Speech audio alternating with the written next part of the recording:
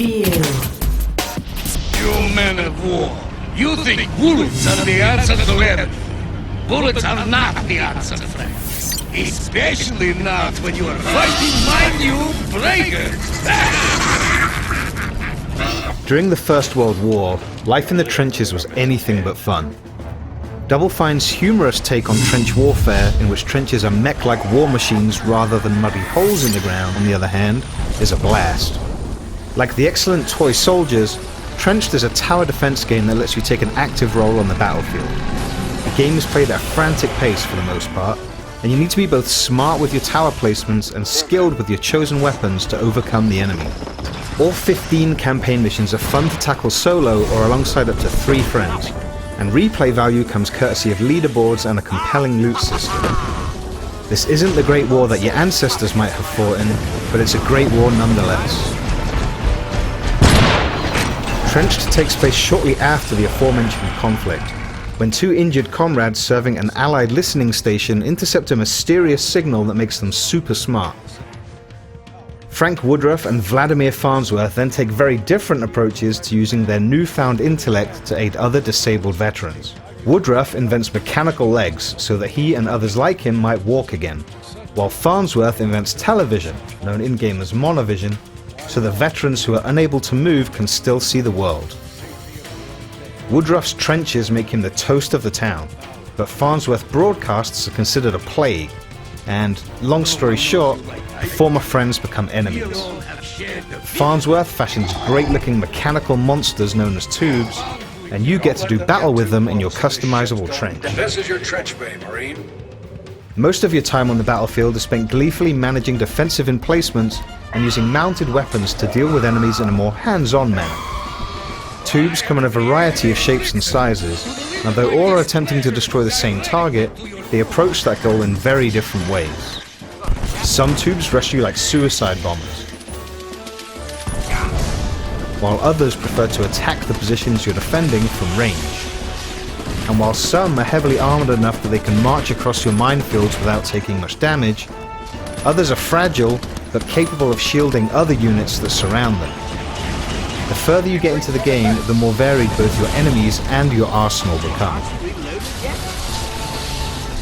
You earn new gear for your trench anytime you complete a mission, and larger enemies also drop plenty of loot, color-coded according to rarity, naturally.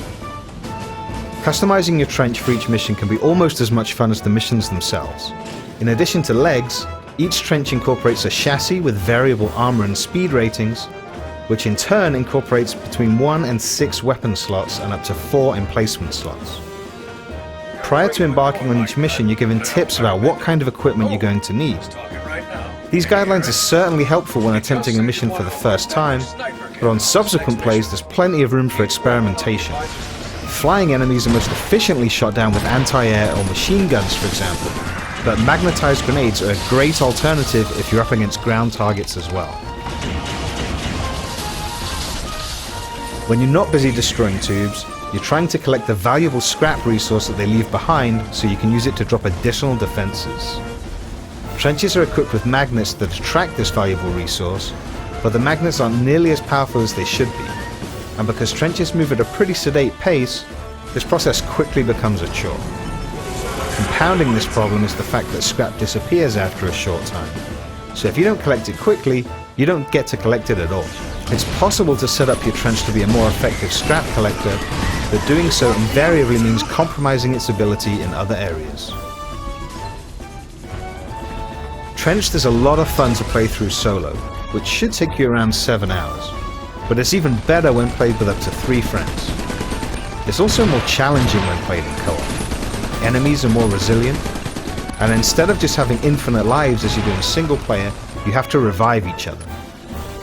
Cooperative play is great. It demands real teamwork, not only on the battlefield, but if you're hoping for high scores, also at the trench setup stage. Any scrap that's collected in multiplayer is distributed evenly between everyone, so there's no danger of any one player being able to run around and hog it all. In fact, if anything, you're more likely to find that some folks can't be bothered to collect scrap for themselves. If you're at all interested in playing online or in chasing high scores on leaderboards, you can expect to be enjoying Trenched for many hours after you beat the campaign. Trenched is both a challenging tower defense game and a satisfying mech-themed shooter, and it's also a great game to play with friends, regardless of whether you're looking to team up for 15 minutes or for several hours.